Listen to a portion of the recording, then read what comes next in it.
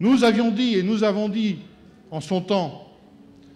que le changement de président de la République était une des conditions à réunir pour des changements en matière de politique économique et sociale. Mais nous avions bien conscience qu'en disant une des conditions à réunir, ça n'était pas une assurance tout risque pour garantir le changement en tout domaine. Il n'est qu'à voir et entendre les déclarations, les prises de position, mais aussi les pressions explicites du MEDEF sur le nouveau gouvernement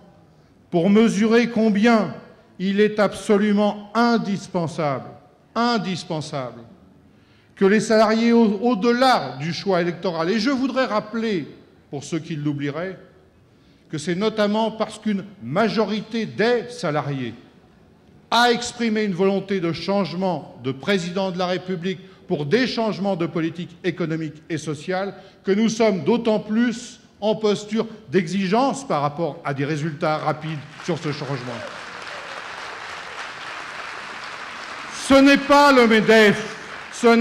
MEDEF qui a contribué au changement politique. Il ne faut donc pas compter sur le MEDEF avec ses vieilles recettes pour inspirer les réformes qui doivent être à l'ordre du jour aujourd'hui.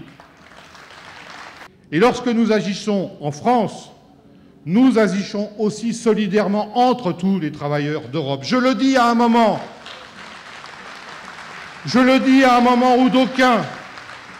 notamment, mais pas uniquement sur le plan politique, voudraient ériger nos combats en opposition à d'autres travailleurs d'Europe. Non, nous sommes solidaires entre nous, parce que les vraies lignes d'opposition, ce ne sont pas entre les travailleurs espagnols, roumains, anglais, grecs ou français. Ce sont entre ceux qui exploitent les travailleurs, quel que soit le pays, et ceux qui vendent leur force de travail. Et je me félicite aussi, je le souhaite l'évoquer au passage, qu'il y ait une quasi-unanimité de point de vue au plan européen parmi les organisations syndicales pour s'opposer, c'est une position officielle et très claire de la Confédération européenne des syndicats,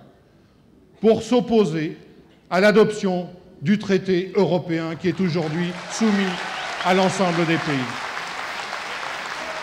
La CGT, comme d'autres acteurs, va, durant ces prochaines semaines, multiplier des initiatives, dont notamment une pétition, des rencontres publiques, avec d'autres, pour sensibiliser, pour informer, parce que l'enjeu est d'importance. Et moi, j'en appelle à la majorité, j'en appelle aux élus de gauche aujourd'hui d'être sensibles à cette prise de position syndicale de tous les syndicats européens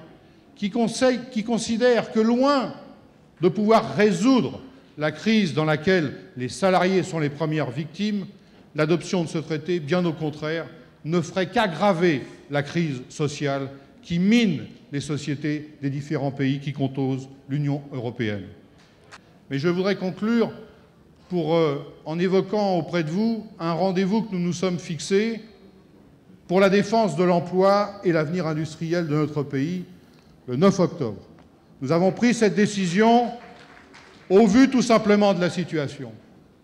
au vu des arguments en présence, au vu de ce qu'on nous oppose pour que le changement ne pénètre pas les entreprises. Et je voudrais saluer les différentes sections syndicales qui sont présentes ce soir, qui symbolisent tous les lieux où, en ce moment, il y a des combats difficiles, parfois depuis plusieurs mois. Il n'est pas normal, encore aujourd'hui, qu'il nous faille occuper des entreprises rentables pour expliquer que non, on ne peut pas continuer à fermer les sites industriels de cette manière. Notre pays ne peut pas prétendre au progrès social, au développement économique, à la réduction des inégalités, si nous continuons à voir fondre notre potentiel industriel dans tous les domaines, sans écouter ce qu'ont à dire les travailleurs de ce pays.